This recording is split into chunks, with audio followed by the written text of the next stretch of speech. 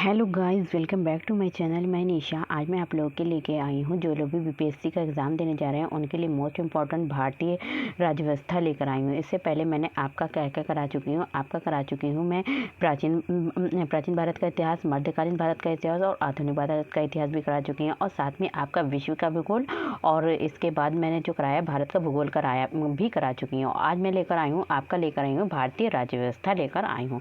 तो इसके में जितने भी आपके PYQs एग्जाम में पूछे जा चुके हैं वही क्वेश्चंस में लेकर आएंगे। तो चलिए स्टार्ट करते हैं। तो क्वेश्चन नंबर है हमारा यहाँ पे 1 दे रखा है कि कह रहे हैं कि भारतीय संविधान को भारतीय संविधान या फिर संविधान, तो संविधान को 26 जनवरी के दिन लागू करने का निर्णय इसलिए किया गया क्योंकि, तो क्यों किया गया? तो कह रहे हैं कि जो संविधान था हमारा, जो कॉन्स्टिट्यूशन था, उसको जो 26 जनवरी को, जब 26 जनवरी के दिन जो हमारा क्या होता है, जो हमारा संविधान जो था वो लागू हुआ था, तो जो इसीलिए तो हम 26 जनवरी मनाते हैं। तो कह रहे हैं कि संविधान को 26 जनवरी के दिन लागू करने का निर्णय इसलिए लिया गया। क्यों लिया गया? इसलिए लिया गया क्योंकि कांग्रेस ने इस तिथि को 1930 में स्वतंत्रता दिवस के रूप में मनाया था। जो कांग्रेस पार्टी थी उसने क्या था, जो 26 जनवरी 1930 को क्या मनाया था, स्वतंत्रता दिवस के रूप में मनाया था। नेक्स्ट हमारा क्वेश्चन है, क्वेश्चन नंबर हमारा 2 है। क्वेश्चन नंबर कौन सा है? 2 है। भारतीय संविधान में शामिल है, देखिए जो इंडियन कॉन्स्टिट्यूशन है उसमें क्या क्या शामिल है। तो भारतीय संविधान में जो हमारा शामिल है, क्या क्या शामिल है, तो इसमें जो है हमारे क्या है, उसमें 395 क्या है, अनुच्छेद हैं। ठीक है, जो हमारा इंडियन कॉन्स्टिट्यूशन है उसमें क्या है, 395 अनुच्छेद हैं, 22 भाग हैं और 12 क्या है, सूचियाँ हैं। किसमें? भारतीय संविधान में। देखिए नीचे इसकी डिटेल अगर पढ़ते हैं तो देखिए, तो क्या है, हमारा भारतीय संविधान में लगभग 450 से अधिक अनुच्छेद हैं। कितने हैं? 450 से अधिक क्या है, अनुच्छेद हैं, परंतु सभी मूल अनुच्छेदों के साथ उपखंड अर्थात का, खा, गा आदि के रूप में जुड़े हुए हैं। संविधान के मूल पाठ जो हैं वो कितने हैं? 22 पाठ हैं और 395 अनुच्छेद हैं। तो मूल पाठ कितने हैं? 22 हैं और 395 क्या है, अनुच्छेद हैं, और 8 अनुसूचियाँ थीं।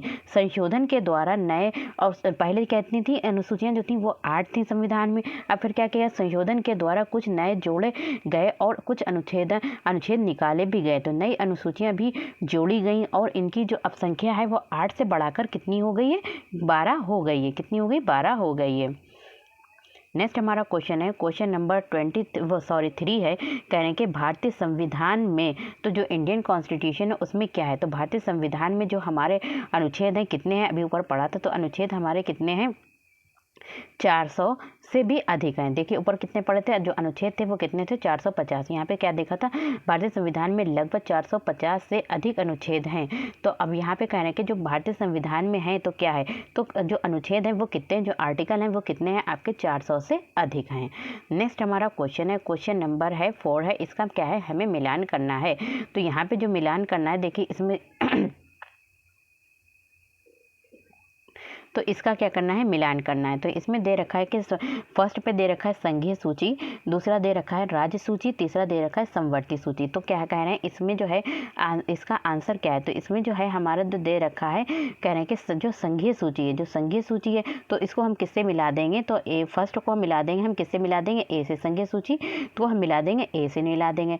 सेकंड है हमारा यहाँ पे, सेकंड जो है वो हमारा क्या है, राज्य सूची। तो राज्य सूची में क्या है, संघीय सूची जिनमें क्या है 97 प्रविष्टियाँ हैं। तो राज्य सूची में क्या है, 66 प्रविष्टियाँ हैं, और समवर्ती सूची में कितनी है? 47। समवर्ती सूची में हमारे क्या है, देखिए जो आंसर है वो हमारा कौन सा है? बी है। तो देख लीजिए, तो इसमें जो बी है, तो थर्ड का जो है वो हमारा कौन सा है? बी है। तो थर्ड का हमारा बी है, 47 प्रविष्टियाँ हैं। नेक्स्ट हमारा क्वेश्चन है, क्वेश्चन है देखिए इसमें देख सकते हैं आप लोग, समझ लेते हैं। देखिए संघीय सूची उसमें कितनी है? 97 प्रविष्टियाँ हैं, और वर्तमान में गणना के अनुसार अब कितनी हो गई हैं? 98 हो गई। राज्य सूची में कितनी प्रविष्टियाँ हैं? 66 हैं, और समवर्ती सूची में 47 प्रविष्टियाँ हैं। नेक्स्ट हमारा क्वेश्चन है क्वेश्चन नंबर 5 है। कह रहे हैं कि निम्न शब्दों पर विचार करें। कह रहे हैं कि जो निम्न शब्द दे रखे हैं, ठीक है, तो उन पर हमें विचार करना है। तो समाजवादी दे रखा है, सार्वभौमिक, प्रजातांत्रिक और धर्मनिरपेक्ष शब्द दे रखे हैं। तो सही शब्दों को विचार अनुसार क्रम दीजिए। तो सही शब्दों को उनके विचार के अनुसार क्या देना है, उनका क्रम में लगाना है। तो सबसे पहले क्या आपसे लगाएंगे, हम क्रम में लगाएंगे। देखिए जो आंसर है वो आपका CADB क्या है, सबसे पहले नंबर पे आएगा हमारा, पहले नंबर पे आएगा हमारा C, फिर उसके बाद दूसरे नंबर पे हमारा आ जाएगा सार्वभौमिक, समाजवादी, फिर आ जाएगा तीसरे पे हमारा आ जाएगा धर्मनिरपेक्ष, और चौथे पे आ जाएगा हमारा क्या आ जाएगा, जो चौथे पे आ जाएगा वो हमारा आ जाएगा बी, जो क्या आ जाएगा, प्रजातांत्रिक आ जाएगा। नेक्स्ट हमारा क्वेश्चन है, देखिए तो भारतीय संविधान की प्रस्तावना में भारत को एक सार्वभौमिक, समाजवादी, धर्मनिरपेक्ष, प्रजातांत्रिक गणतंत्र के रूप में घोषित किया गया। जो हमारा इंडियन कॉन्स्टिट्यूशन है तो वो क्या है, जो उसकी प्रस्तावना है, तो इंडियन कॉन्स्टिट्यूशन की जो प्रस्तावना है उसमें ये बताया गया है कि जो हमारा संविधान है वो क्या है, सार्वभौमिक, सभी के लिए, समाजवादी है, धर्मनिरपेक्ष है, किसी भी धर्म और प्रजातांत्रिक गणतंत्र के रूप में घोषित किया गया। उल्लेखनीय ये है कि भारतीय संविधान में पंथ निरपेक्ष शब्द का उल्लेख किया गया है कि भारतीय संविधान में किसका, पंथ निरपेक्ष शब्द का भी उल्लेख किया गया है, ना कि धर्मनिरपेक्ष का। नेक्स्ट हमारा क्वेश्चन है, क्वेश्चन नंबर है हमारा, क्वेश्चन नंबर कौन सा है, क्वेश्चन नंबर है हमारा 6 है। कह रहे हैं कि भारतीय संविधान की प्रस्तावना में समाजवादी शब्द किस संशोधन के तहत जोड़ा गया है। जो हमारा क्या है, भारतीय संविधान, इंडियन कॉन्स्टिट्यूशन है, किस जो प्रस्तावना है उसमें जो समाजवादी शब्द किस संशोधन के तहत जोड़ा गया। जो समाजवादी शब्द जोड़ा गया था, जब कब जोड़ा गया था, कौन सा संशोधन हुआ था, कौन सा उसमें तो कब हुआ था, 42वां संशोधन हुआ था। क्या हुआ था, 42वां संशोधन में कौन से शब्द को जोड़ा गया है, समाजवादी शब्द को जोड़ा गया है इंडियन कॉन्स्टिट्यूशन में। देखिए इसमें रखा है 42वें संशोधन, जो अधिनियम था हमारा संशोधन अधिनियम, तो कौन सा 42वां संशोधन अधिनियम था, उसमें 1976 द्वारा भारतीय संविधान को प्रस्तावना में समाजवादी, धर्मनिरपेक्ष और अखंडता शब्द जोड़ा गया। नेक्स्ट हमारा क्वेश्चन है, क्वेश्चन नंबर 7 है। यहाँ पे कह रहे हैं कि एक नया राज्य बनाने में संवैधानिक संशोधन के लिए कैसा बहुमत चाहिए। तो कह रहे हैं कि एक नया राज्य बनाने में संवैधानिक संशोधन के लिए कैसा बहुमत चाहिए। तो कैसा बहुमत चाहिए, तो साधारण बहुमत चाहिए। कैसा, साधारण बहुमत चाहिए। नेक्स्ट हमारा क्वेश्चन है, क्वेश्चन नंबर है 8 है।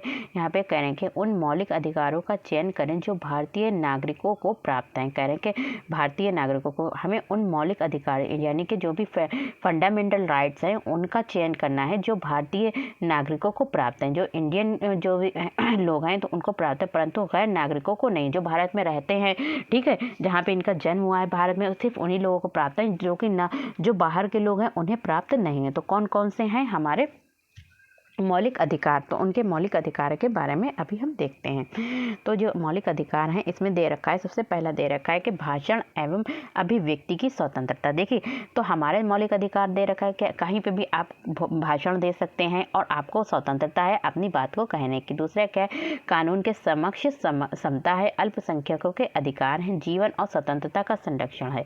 तो इसमें 4 ये दे रखे हैं, आपके मौलिक अधिकार दे रखे हैं। तो इसमें से जो सही है वो आपके कौन से हैं। तो इसमें जो 4 हैं उसमें जो सही है उसमें कौन सा है, आपका क्या है, भाषण एवं अभिव्यक्ति की स्वतंत्रता है।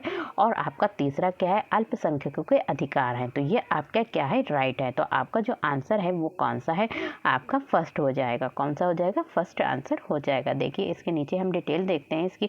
तो भारतीय संविधान के भाग 3 में वर्णित मौलिक अधिकार, तो भारतीय संविधान के किस भाग में दे रखे हैं, हमारे जो मौलिक अधिकार दे रखे हैं वो आपके भाग 3 में दे रखे हैं। अनुच्छेद 19 भाषण एवं अभिव्यक्ति।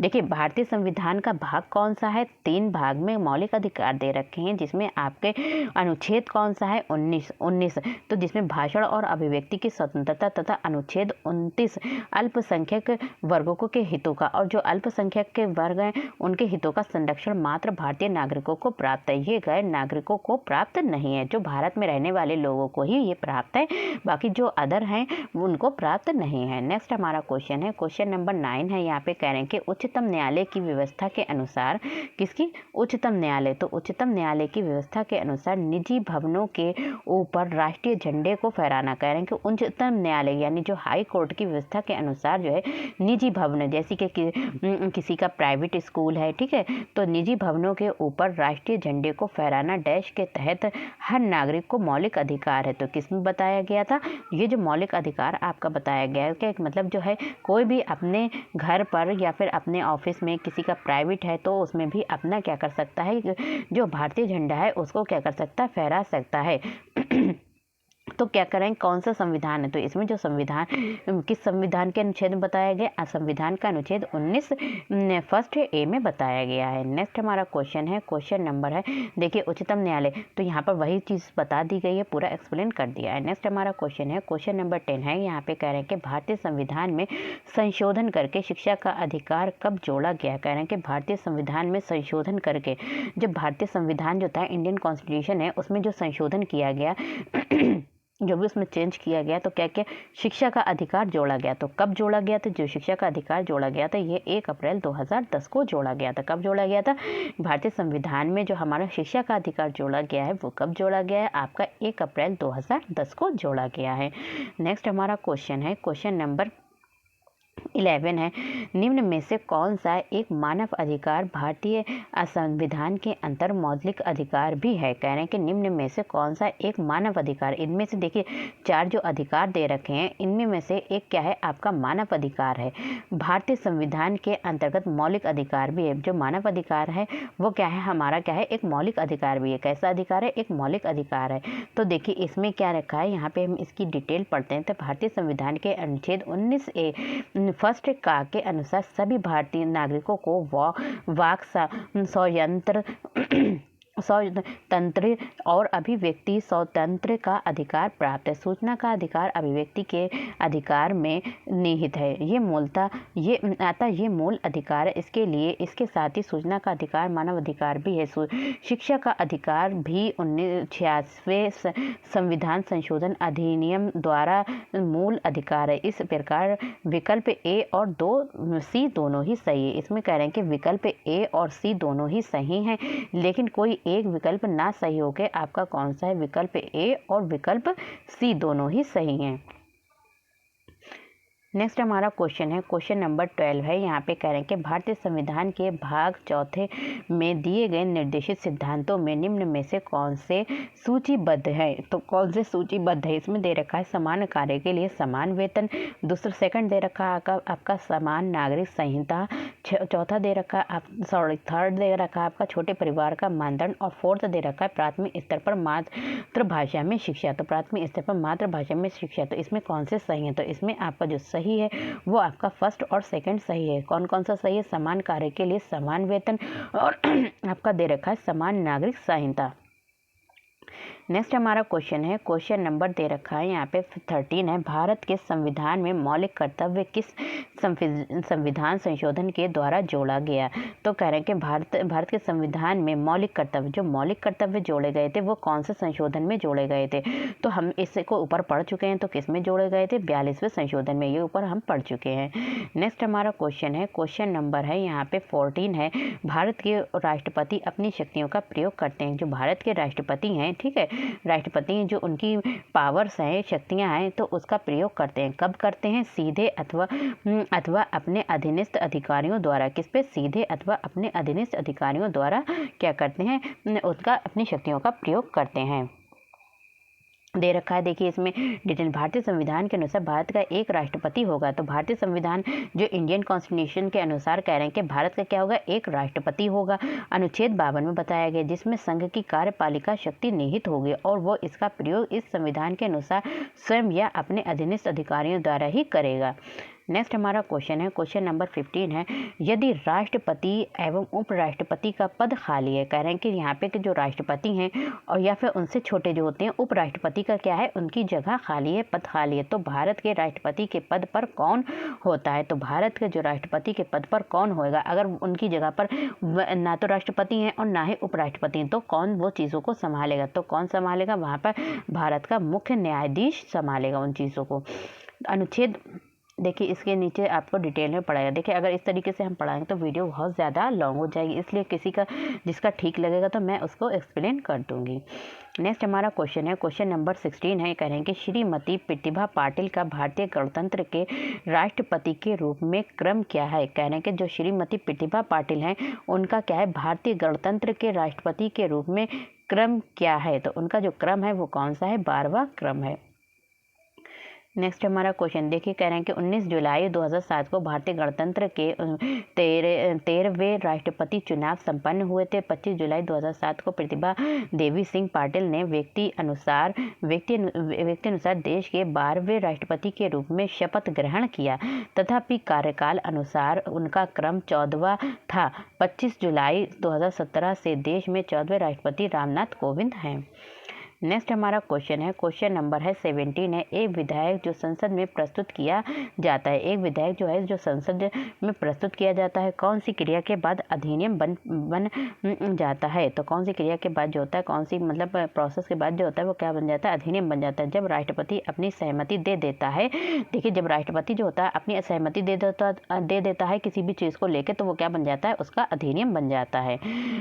नेक्स्ट हमारा क्वेश्चन है, क्वेश्चन नंबर 18 है। श्री मोहम्मद हामिद अंसारी का भारत के उपराष्ट्रपति के रूप में क्रमांक है। कह रहे हैं कि श्री मोहम्मद हामिद अंसारी का भारत के उपराष्ट्रपति के रूप में क्रमांक है, तो उनका जो क्रमांक है वो कौन सा क्रमांक है? तो कौन सा है? 12वां क्रमांक है। नेक्स्ट हमारा क्वेश्चन है, क्वेश्चन नंबर यहाँ पे कह रहे हैं क्वेश्चन नंबर है आपका, राष्ट्रपति सुरक्षा समिति का प्रधान कौन होता है? तो राष्ट्रपति सुरक्षा समिति का जो प्रधान होता है वो कौन होता है? आपका प्रधानमंत्री होता है। नेक्स्ट हमारा क्वेश्चन है, क्वेश्चन नंबर 20 है। भारत सरकार का कौन सा अधिकारी सदस्य ना होते हुए भी भारतीय संसद की कार्यवाही में भाग लेने का अधिकार रखता है? तो कौन रखता है? तो ये भाग जो होता है अटॉर्नी जनरल, कौन? तो ये जो है कह रहे हैं कि भारत सरकार का कौन सा अधिकारी सदस्य ना होते हुए भारतीय संसद की कार्यवाही में भाग लेने का अधिकार रखता है? तो ये कौन है? Attorney general. कौन है? अटॉर्नी जनरल है। नेक्स्ट हमारा क्वेश्चन है, क्वेश्चन नंबर है यहाँ पे हमारा 21 है। एक गैर सदस्य के रूप में संसद के किसी एक सदन की कार्यवाही में भाग ले सकता है? तो कौन कार्यवाही में भाग ले सकता है? तो न्यायवादी भाग ले सकता है। नेक्स्ट हमारा क्वेश्चन है 22 है। एक एमपी की सीट में रिक्त घोषित किया जा सकता है। तो एक एमपी की जो सीट है उसको क्या कर रिक्त घोषित किया जाता है, मतलब वो खाली है, यदि वो सदन से लगातार डैश की उपाधि के लिए अनुपस्थित रहता है। तो कब रहता है? तो कह रहे हैं कि 2 माह, यदि वो सदन से लगातार 2 माह की अवधि के लिए अनुपस्थित रहता है। तो एक देखिए एमपी की सीट खाली है, घोषित कर दिया जाता है यदि एमपी जो है वो 2 मंथ तक जो होता है अपनी सीट पर उपस्थित नहीं होता है। नेक्स्ट हमारा क्वेश्चन है, क्वेश्चन नंबर 23 है। कहने के राज्यसभा में होता है। तो राज्यसभा में क्या होता है? तो राज्यसभा में होते हैं। तो राज्यसभा में जो होता है वो कौन कौन होता है? तो राज्यसभा में जो होते हैं 250 सदस्य होते हैं। तो 250 सदस्य होते हैं, जिनमें से 12 सदस्य भारत के राष्ट्रपति द्वारा मनोनीत किए जाते हैं। तो जो राज्यसभा है उसमें जो सदस्य होते हैं वो कितने होते हैं? आपके 250 सदस्य होते हैं, जिनमें से 12 सदस्य जो होते हैं वो क्या होते हैं? भारत के राष्ट्रपति द्वारा क्या होते हैं? मनोनीत होते हैं। नेक्स्ट हमारा क्वेश्चन है, क्वेश्चन नंबर है 24 है। हमारे संविधान के अनुसार राज्यसभा का कार्यकाल है। कह रहे हैं कि जो हमारा इंडियन कॉन्स्टिट्यूशन है उसके अनुसार जो राज्यसभा का कार्यकाल है वो कितना है? तो राज्यसभा का जो कार्यकाल है वो क्या समाप्त होने का विषय नहीं है। तो राज्यसभा का कार्यकाल का समाप्त होने का कोई विषय नहीं है। नेक्स्ट हमारा क्वेश्चन है, क्वेश्चन नंबर देखें तो अनुच्छेद 83 फर्स्ट के अनुसार राज्यसभा का विघटन नहीं होगा, अर्थात ये एक स्थायी सदन है। इसके लिए 23 सदस्य प्रत्येक 2 वर्ष की समाप्ति पर निवृत्त हो जाते हैं। इस प्रकार राज्यसभा के सदस्यों का कार्यकाल 6 वर्ष का होता है।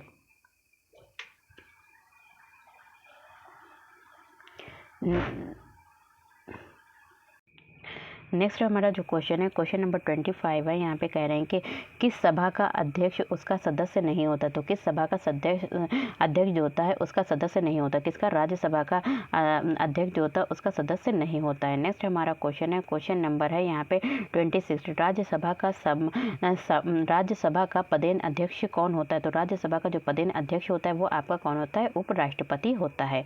नेक्स्ट हमारा क्वेश्चन है, क्वेश्चन नंबर 27। निम्नलिखित कथनों में से कौन सा सही नहीं है? तो निम्नलिखित कथनों में से कह रहे हैं कि आपके 4 कथन दे रखे हैं जिनमें से सही नहीं। तो क्या है? धन विधेयक की शुरुआत राज्यसभा में होती है। क्या है? तो ये एक सही नहीं। तो धन विधेयक की शुरुआत जो होती है वो राज्यसभा में होती है, ये एक रॉन्ग है। नेक्स्ट हमारा क्वेश्चन है, क्वेश्चन नंबर है 28 है। धन विधेयक पेश किया जा सकता है। तो धन विधेयक जो पेश किया जाता है तो किसे पेश किया जाता है? केवल लोकसभा में धन विधेयक को पेश किया जाता है, केवल लोकसभा में पेश किया जाता है। नेक्स्ट हमारा क्वेश्चन है, क्वेश्चन नंबर 29 है। कह रहे हैं कि कि बना है, तो लेखानुदान जो है वो बना है। तो लेखानुदान जो बना है वो कैसा बना है, तो लेखानुदान जो बना है तो बजट पारित लंबित होने के कारण निधि आवंटन हेतु लेखानुदान बना है। नेक्स्ट हमारा क्वेश्चन है, क्वेश्चन नंबर है यहाँ पे 30 है। क्वेश्चन नंबर है हमारा 30। लोक लेखा समिति अपनी रिपोर्ट प्रस्तुत करती है। तो लोक लेखा समिति जो अपनी रिपोर्ट प्रस्तुत करती है, किसके लिए प्रस्तुत करती है, लोकसभा के स्पीकर को प्रस्तुत करती है। नेक्स्ट हमारा क्वेश्चन है, क्वेश्चन नंबर है हमारा 31 है। निम्नलिखित कथनों में से कौन सा एक कथन सही नहीं है। तो देखिए आपके 4 कथन दे रखे हैं, इसमें से कौन सा सही नहीं है। तो इसमें जो कथन सही नहीं है वो क्या है, सर्वोच्च न्यायालय कोर्ट मार्शल को छोड़ व अन्य किसी उच्च न्यायालय अदालतों की सुनवाई कर सकता है।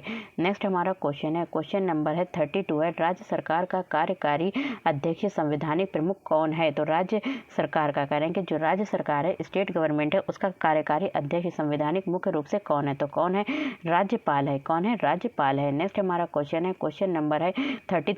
एक उच्च न्यायालय का न्यायाधीश अपना त्याग पत्र संबोधित कर सकता है। देखिए एक उच्च न्यायालय का न्यायाधीश जो जज है, हाईकोर्ट का जज है, वो अपने त्याग पत्र को संबोधित कर सकता है। अपना त्याग पत्र यानी कि जो रिजाइन लेटर होता है, त्याग पत्र दे सकता है। किसे दे सकता है, तो वो राष्ट्रपति को दे सकता है। कौन, यहाँ पे कह रहे हैं कि एक उच्च न्यायालय का न्यायाधीश जो जज है।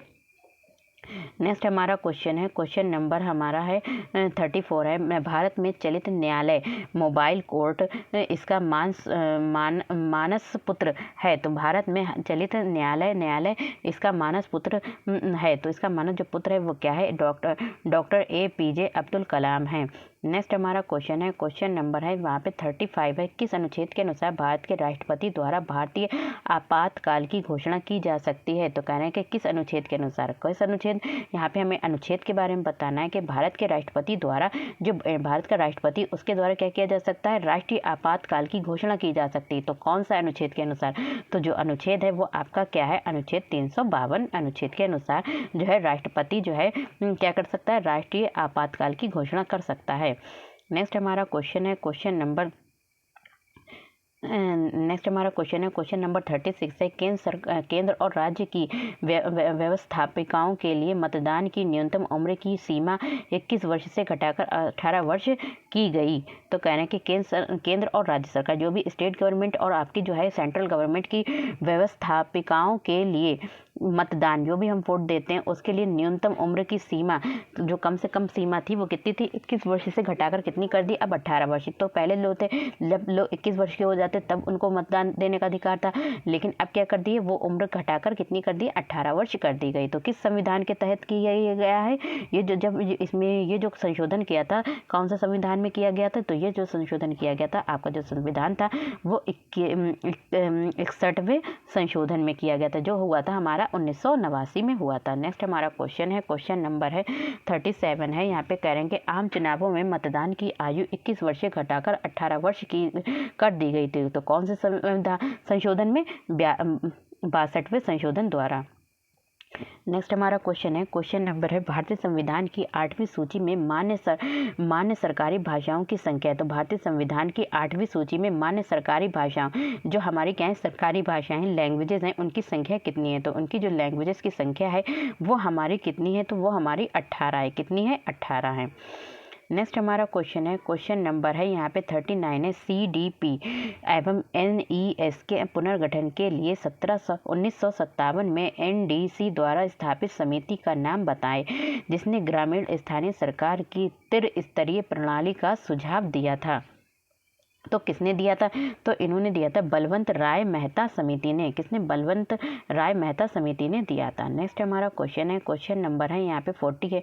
निम्नलिखित विशेषताओं में से केंद्रीय शासन व्यवस्था के लिए कौन सा सही नहीं है। कह रहे हैं कि निम्नलिखित विशेषताओं में से केंद्रीय शासन व्यवस्था के लिए कौन सही नहीं, तो केंद्रीय शासन व्यवस्था के लिए कौन सही नहीं है, तो कौन सही नहीं है, देखिए इसका हम डिटेल पढ़ते हैं। तो केंद्रीय शासन की व्यवस्था के लिए कौन सही नहीं है, तो केंद्रीय शासन व्यवस्था में सर्वोच्च संस्था केंद्रीय केंद्रीय प्राधिकार और उनकी विभिन्न अनुषंगी इकाइयों के बीच बट जाती है। आमतौर पर संघीय व्यवस्था में 2 स्तर पर सरकारें होती हैं। कह रहे हैं आमतौर पर जो संघीय व्यवस्था है उसमें 2 तरीके की सरकारें होती हैं। कौन कौन सी होती हैं? आपकी एक तो केंद्र सरकार होती है और दूसरी राज्य सरकार होती है। अलग अलग स्तर की सरकारें एक ही नागरिक समूह का पर शासन करती हैं, पर कानून बनाने में, कर वसूलने में और प्रशासन में इनका अपना अधिकार क्षेत्र होता है। अतः केंद्रीय शासन व्यवस्था में त्वरित निर्णय, लचीलापन एवं जो केंद्र सरकार है, ठीक है, करेंगे यहाँ पे केंद्र सरकार व्यवस्था है, करेंगे जो केंद्रीय शासन व्यवस्था है उसमें जो त्वरित है, लचीलापन, फ्लेक्सिबिलिटी होगी एवं कानून की एकरूपता का परिचायक होता है। परंतु ये छोटे देशों के लिए आदर्श व्यवस्था होती है, ना कि बड़े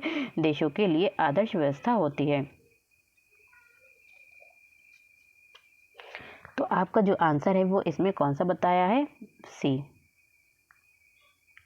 नेक्स्ट हमारा क्वेश्चन है, क्वेश्चन नंबर है यहाँ पे 41 है, विकेंद्रीकरण प्रणाली की सिफारिश किसने की थी? कौन सी प्रणाली? यहाँ पे कह रहे हैं कि विकेंद्रीकरण प्रणाली की जो सिफारिश की थी वो किसने की थी? तो विकेंद्रीकरण की प्रणाली की जो सिफारिश की थी वो की थी बलवंत राय मेहता ने की थी। किसने की थी? बलवंत राय मेहता ने की थी। तो देखिए इसमें पढ़ते हैं डिटेल में। तो सर्वप्रथम बलवंत राय मेहता ने नवंबर 1957 में पंचायती राज पर अपनी सिफारिश प्रस्तुत की, जिसमें उन्होंने प्रजातांत्रिक विकेंद्रीकरण की सिफारिश की। किसकी की थी? प्रजातांत्रिक विकेंद्रीकरण की सिफारिश की। इसके अनुसार 3 स्तरों पर पंचायती राज संस्थाओं का गठन होता है, जिला स्तर, ब्लॉक स्तर और ग्राम स्तर। नेक्स्ट हमारा क्वेश्चन है, क्वेश्चन नंबर 42, अशोक मेहता समिति ने निम्नलिखित की सिफारिश की थी। तो अशोक मेहता समिति ने कौन सी सिफारिश की थी? तो अशोक मेहता समिति ने जो सिफारिश की थी किसकी थी? पंचायती राज की द्वितीय स्तरीय सरकार की क्या की थी? सिफारिश की थी। नेक्स्ट हमारा क्वेश्चन है, क्वेश्चन नंबर है 43, ब्लॉक स्तर पर पंचायत समिति है। तो ब्लॉक स्तर पर जो पंचायत समिति है वो कैसी? प्रशासनिक प्राधिकरण है। नेक्स्ट हमारा क्वेश्चन है, क्वेश्चन नंबर 44 है, भारत में ब्लॉक स्तर पर बनी पंचायत समिति केवल है। तो भारत में ब्लॉक स्तर पर बनी पंचायती समिति केवल है। तो कैसी है? यहाँ पे जो पंचायती समिति केवल क्या है? प्रशासनिक अधिकारी है। नेक्स्ट हमारा क्वेश्चन है, क्वेश्चन नंबर 45 है, 14 अगस्त 2007 को संसद द्वारा भारतीय संविधान में संशोधन के उपरांत, कह रहे हैं कि 14 अगस्त 2007 को संसद द्वारा संसद के द्वारा जो था भारतीय संविधान में संशोधन किया गया था, उसके उपरांत अब क्या है? अनुसूचित जाति की सूची में जो जातियों की संख्या कितनी है? तो कितनी है? तो 1206 है। नेक्स्ट हमारा क्वेश्चन है, क्वेश्चन नंबर 46 है, निम्नलिखित में से कौन संयुक्त राष्ट्र की सुरक्षा परिषद का स्थायी सदस्य नहीं है? तो कौन स्थायी सदस्य नहीं है? तो कौन नहीं है? जर्मनी नहीं है। नेक्स्ट हमारा क्वेश्चन है, क्वेश्चन नंबर है 47 है, एमनेस्टी इंटरनेशनल एक संगठन। तो एमनेस्टी इंटरनेशनल क्या है? एक संगठन है जो जुड़ा है। तो जो किससे जुड़ा है? तो एमनेस्टी इंटरनेशनल संगठन है जो किससे जुड़ा है? तो ये जो जुड़ा है मानव अधिकारों के संरक्षण से जुड़ा है। कौन जुड़ा है? एमनेस्टी इंटरनेशनल संगठन जुड़ा है। नेक्स्ट हमारा जो क्वेश्चन है वो आपका क्वेश्चन है, क्वेश्चन नंबर 48 है, चीन के समाचार एजेंसी का क्या नाम है? कह रहे हैं कि जो चीन में समाचार एजेंसी है उसका क्या नाम? तो चीन में जो समाचार एजेंसी है उसका नाम क्या है? न्यू चाइना न्यूज़ एजेंसी है। तो ये कहाँ की? चीन के समाचार एजेंसी है। नेक्स्ट हमारा क्वेश्चन है, क्वेश्चन नंबर 49 है, किस देश की सरकार रिपोर्ट को येलो बुक कहा जाता है? तो किस देश की सरकारी रिपोर्ट को, कहना कि कौन से देश की सरकारी जो रिपोर्ट है उसको क्या कहा जाता है? येलो बुक कहा जाता है। तो किस देश की सरकारी रिपोर्ट को, कौन सी है? तो इसमें जो है हमारी कौन सी है? फ्रांस। नेक्स्ट हमारा क्वेश्चन है, क्वेश्चन नंबर है हमारा 50 है, भारत के प्रथम विधि विश्वविद्यालय की स्थापना अगस्त 1987 में कहाँ हुई थी? कह रहे हैं कि भारत के प्रथम विधि विश्वविद्यालय की स्थापना जो थी 1987 में जो हुई थी वो कहाँ हुई थी? तो कहाँ हुई थी? बेंगलुरु में हुई थी। कहाँ हुई थी? बेंगलुरु में हुई थी। नेक्स्ट हमारा क्वेश्चन है, क्वेश्चन नंबर हमारा 51, सीमा सुरक्षा बल की स्थापना कब की गई? तो सीमा सुरक्षा जो बल की स्थापना की गई थी वो की गई थी आपकी 1965 में की गई थी। नेक्स्ट हमारा क्वेश्चन है, भारतीय संविधान को संविधान सभा का अंगीकृत किया गया। तो भारतीय संविधान को संविधान सभा द्वारा, भारतीय संविधान को यानी जो इंडियन कॉन्स्टिट्यूशन है उसको क्या किया गया? संविधान सभा द्वारा अंगीकृत किया गया। तो कब किया गया था? ये जो अंगीकृत किया गया था वो आपको किया गया था 26 नवंबर 1949 को क्या किया गया था? अंगीकृत किया गया था।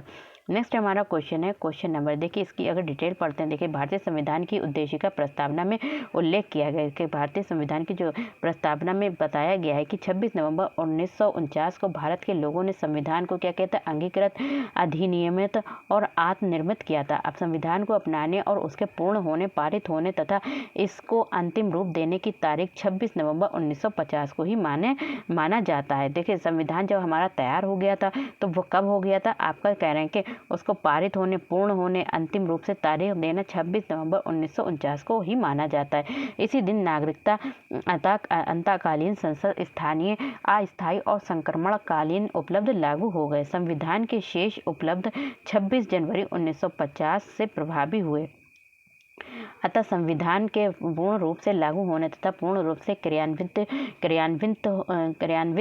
होने की तिथि के रूप में 26 जनवरी 1950 को ग्रहण करते हैं। नेक्स्ट हमारा क्वेश्चन है क्वेश्चन नंबर 53, भारतीय संविधान दिवस मनाया जाता है। तो भारतीय संविधान जो दिवस मनाया जाता है वो कब मनाया जाता है, भारतीय संविधान जो दिवस मनाया जाता है, अगर संविधान दिवस इंडियन कॉन्स्टिट्यूशन डे मनाया जाएगा तो वो हमारा कब मनाएगा, 26 नवंबर को मनाया जाएगा, लेकिन 26 जनवरी को हमारा संविधान लागू हुआ था। नेक्स्ट हमारा क्वेश्चन है 54 है, भारतीय संविधान को अपनाया गया था। तो भारतीय संविधान जो इंडियन कॉन्स्टिट्यूशन था उसको कब अपनाया गया था, तो कब अपनाया गया था, तो संविधान सभा द्वारा अपनाया गया था। नेक्स्ट हमारा क्वेश्चन है क्वेश्चन नंबर 55 है, भारतीय संविधान की प्रस्तावना के सिलसिले में निम्नलिखित में से कौन सा क्रम सही है। कह रहे हैं कि जो भारतीय संविधान की प्रस्तावना थी, देखिए जो प्रस्तावना है, इंट्रोडक्शन प्रस्तावना है, उसके सिलसिले में कौन सा कथन कह रहे हैं कि सही है, तो क्रम कौन सा सही है, तो कह रहे हैं कि सार्वभौमिक। तो इसमें जो संविधान की प्रस्तावना को बताया गया है ये क्या है, सार्वभौमिक है, समाजवादी है, धर्मनिरपेक्ष है, जनवादी है और गणतंत्र है। तो ये किसके बारे में बताया, जो संविधान की प्रस्तावना के बारे में बताया गया है। नेक्स्ट हमारा क्वेश्चन है क्वेश्चन नंबर 56 है, भारतीय संविधान की प्रस्तावना में भारत को किस रूप में घोषित किया गया। कि भारतीय संविधान की जो प्रस्तावना है उसको भारत को किस रूप में घोषित किया गया, तो किस रूप में घोषित किया गया, ये क्या है, जो संविधान है वो एक सार्वभौमिक है, समाजवादी, धर्मनिरपेक्ष है और प्रजातांत्रिक गणतंत्र है। कौन, प्रस्तावना भारतीय संविधान की।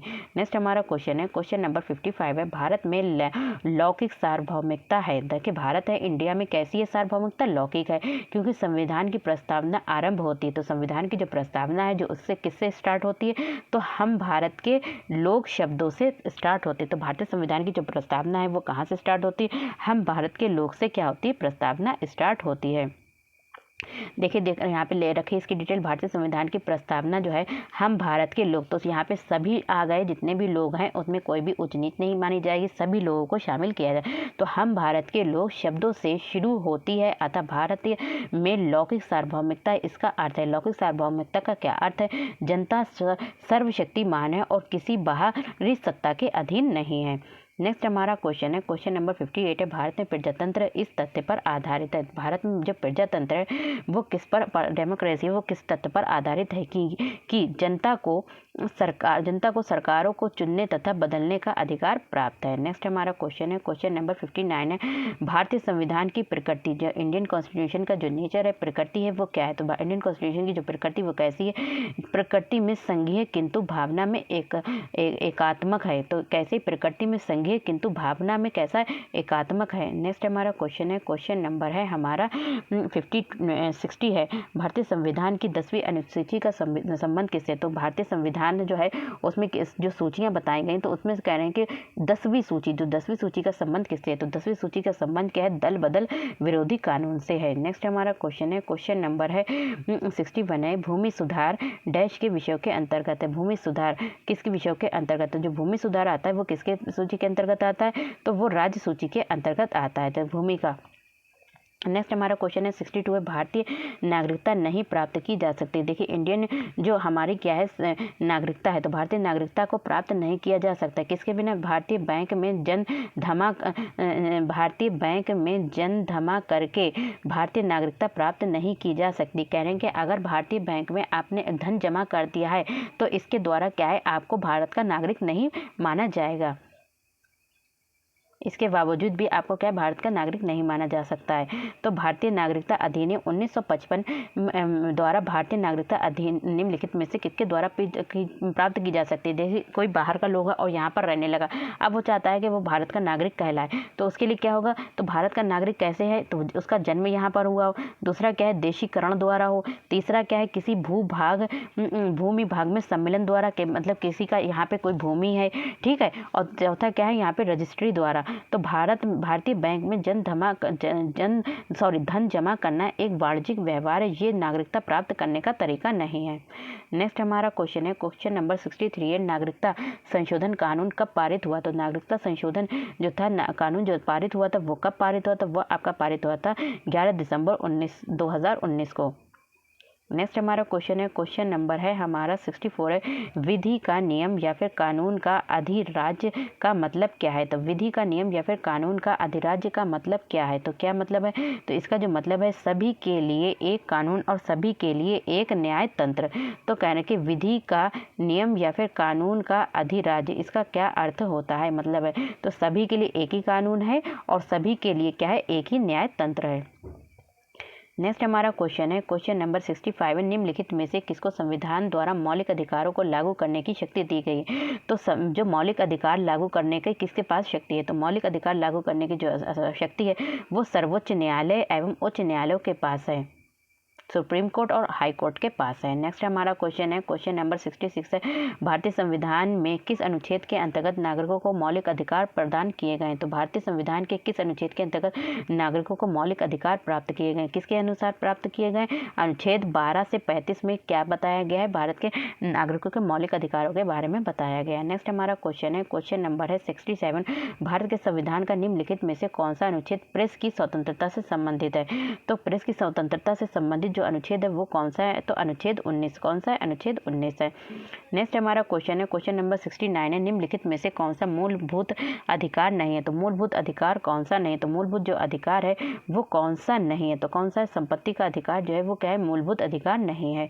नेक्स्ट हमारा क्वेश्चन है क्वेश्चन नंबर 69, निम्नलिखित संवैधानिक उपचारों में से किसे पोस्टमार्टम भी कहा जाता है। तो कहने के संवैधानिक उपचारों में से किसे जो है पोस्टमार्टम भी कहा जाता है। तो पोस्टमार्टम किसे कहा जाता है, तो अधिकार परीक्षा, तो अधिकार परीक्षा को क्या कहा जाता है, पोस्टमार्टम भी कहा जाता है। नेक्स्ट हमारा क्वेश्चन है क्वेश्चन नंबर है 70 है, एक कल्याणकारी राज्य का आदर्श वर्णित है। तो एक कल्याणकारी राज्य का आदर्श जो वर्णित है वो कैसा है, राज्य के नीति निर्देशक तत्वों में वह क्या है, वर्णित है, तत्वों में क्या है, वर्णित है। नेक्स्ट हमारा क्वेश्चन है क्वेश्चन नंबर 71 है, भारत में निम्नलिखित में से किसके अंतर्गत पंचायती राज प्रणाली की व्यवस्था की गई। कह रहे हैं कि भारत में निम्नलिखित में से किसके अंतर्गत, भारत में किसके अंतर्गत जो है पंचायती राज प्रणाली की व्यवस्था की गई। तो किस में की गई है, यहाँ पे की गई है राज्य के नीति निर्देशक तत्वों में क्या किया गया है कि पंचायती राज प्रणाली की व्यवस्था की गई है। नेक्स्ट हमारा क्वेश्चन है क्वेश्चन नंबर है 72 है,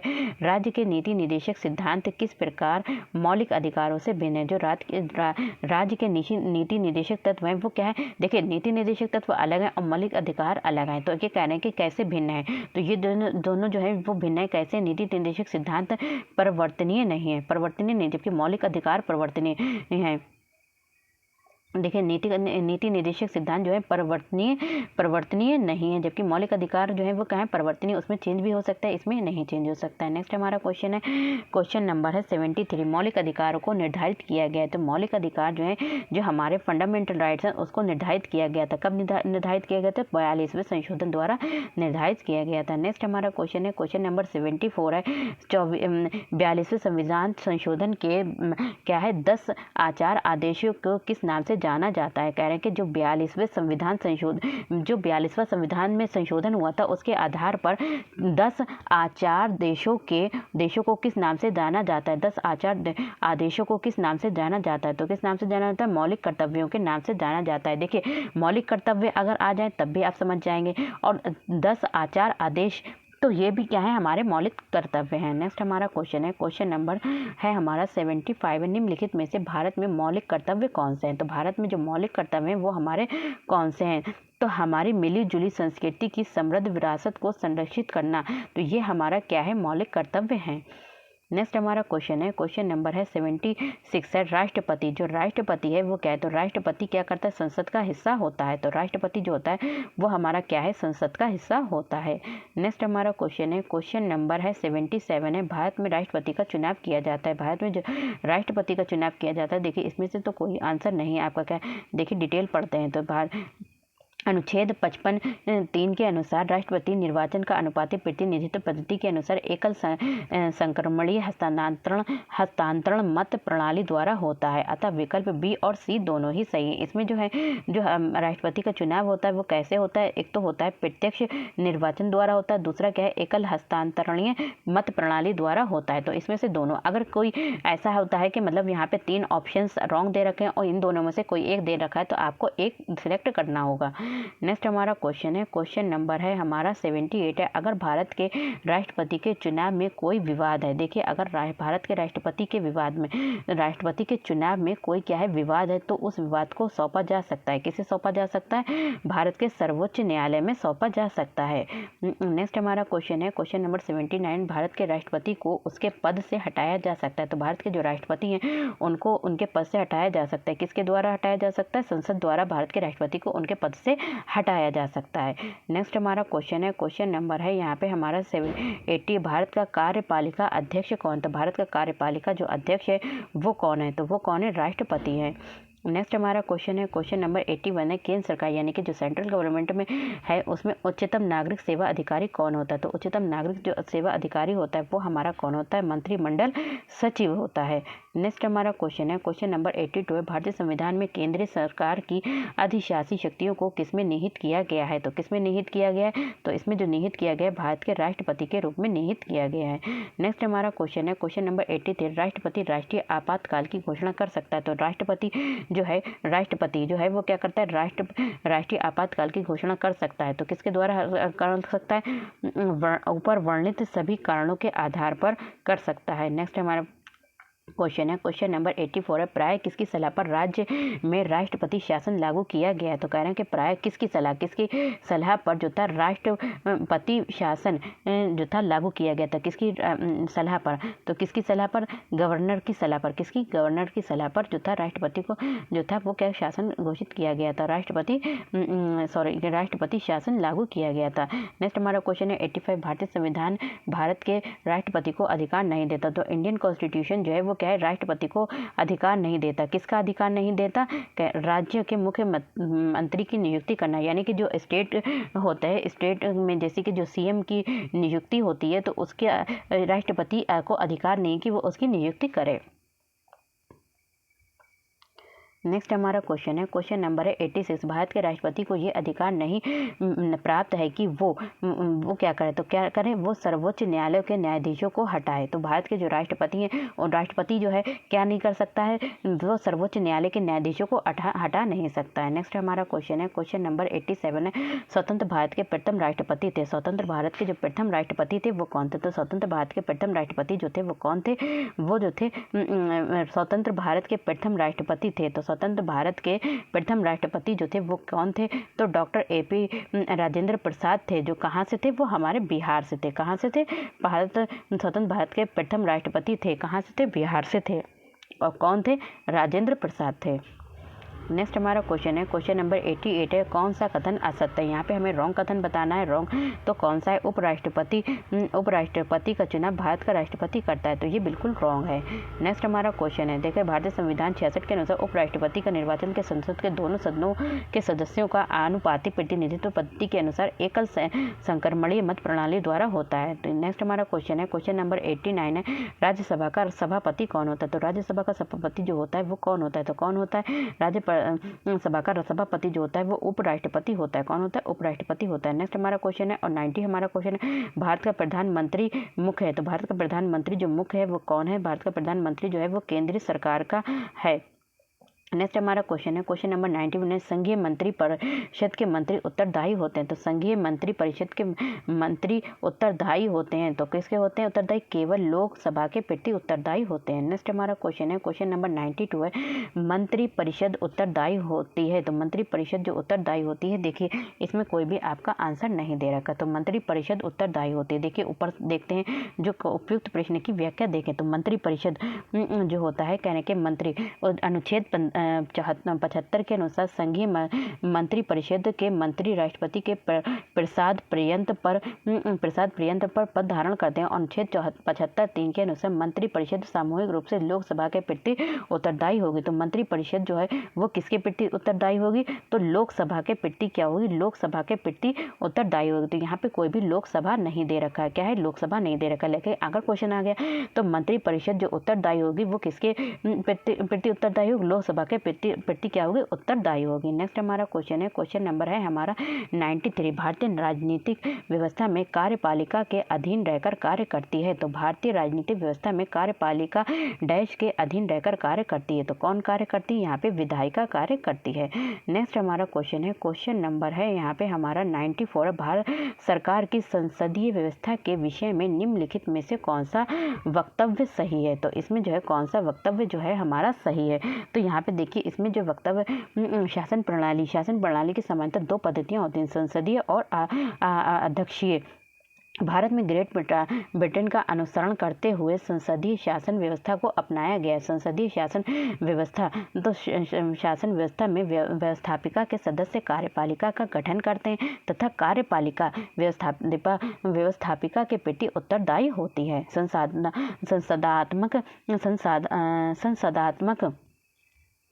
संसदात्मक शासन व्यवस्था में कार्यपालिका विधायिका द्वारा नियंत्रित होती है तथा और राष्ट्रपति न्यायपालिका के प्रति जवाबदेह नहीं होता। अतः विकल्प कौन सा होगा? ई सही होगा। कौन सा आपका जो विकल्प है, विकल्प कौन सा होगा? आपका ई सही होगा। नेक्स्ट हमारा क्वेश्चन है क्वेश्चन नंबर है 95 है, भारत का प्रधानमंत्री किसके प्रति जवाबदेह होता है? तो भारत का प्रधानमंत्री जो होता है वो किसके प्रति जवाबदेह होता है? लोकसभा के प्रति जवाबदेह होता है। तो भारत का प्रधानमंत्री कहने का नेक्स्ट हमारा क्वेश्चन है 96 है, संविधान में मंत्रिमंडल शब्द एक ही बार प्रयोग हुआ है। तो संविधान में जो हमारा इंडियन कॉन्स्टिट्यूशन है उसमें कौन सा शब्द मंत्रिमंडल शब्द, कौन सा मंत्रिमंडल शब्द जो है एक ही बार प्रयोग हुआ है और वो है तो वो कहाँ पे है? तो कह रहे हैं कि जो संविधान पूरा लिखा गया उसमें एक शब्द प्रयोग हुआ है, कौन सा? मंत्रिमंडल। तो वो जो मंत्रिमंडल प्रयोग हुआ है वो कहाँ पर हुआ है, किस अनुच्छेद में हुआ? तो ये जो हुआ है अनुच्छेद 352 में जो मंत्रिमंडल शब्द जो है वो एक बार प्रयोग हुआ है। नेक्स्ट हमारा क्वेश्चन नंबर है 97 है, भारत सरकार को कानूनी विषय पर कौन परामर्श देता है? कि भारत सरकार जो हमारी इंडियन गवर्नमेंट है उसको कानूनी विषय पर कौन परामर्श देता है, कौन गाइड करता है? तो कौन करता है? अटॉर्नी जनरल करते हैं। कौन करते हैं? अटॉर्नी जनरल करते हैं। नेक्स्ट हमारा जनरल करते हैं। तो अटॉर्नी जनरल जो है वो क्या करते हैं? भारत सरकार को कानूनी विषयों पर क्या करते हैं? परामर्श देते हैं। नेक्स्ट हमारा क्वेश्चन है 98 है, भारत का महान्यायवादी किसके द्वारा नियुक्त किया गया है? तो भारत का महान्यायवादी जो है वो किसके द्वारा नियुक्त किया गया है? वो किया गया है भारत के राष्ट्रपति के द्वारा नियुक्त किया गया है। नेक्स्ट हमारा क्वेश्चन है 99, कानूनी विषयों पर राज्य सरकार को कौन परामर्श देता है? तो कानूनी विषयों पर राज्य सरकार को जो राज्य सरकार को, तो यहाँ पे राज्य सरकार की बात हुई तो कानूनी विषय पर राज्य सरकार को कौन परामर्श देता है? तो ये देते हैं एडवोकेट जनरल।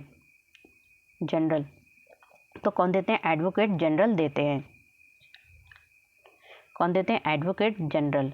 नेक्स्ट हमारा क्वेश्चन है क्वेश्चन नंबर 100, आज़ादी के बाद भाषा के आधार पर भारत के राज्यों का पुनर्गठन किस वर्ष में हुआ? तो भारत के राज्यों का जो पुनर्गठन हुआ था वो हुआ था आपका 1956 में हुआ था। कब हुआ था? 1956 में हुआ था। कब? देखिए आज़ादी के बाद भारत में राज्य सरकार पुनर्गठन अधिनियम 1956 में पारित किया गया, जिसमें भाषा के आधार पर राज्यों के पुनर्गठन का प्रावधान किया गया है।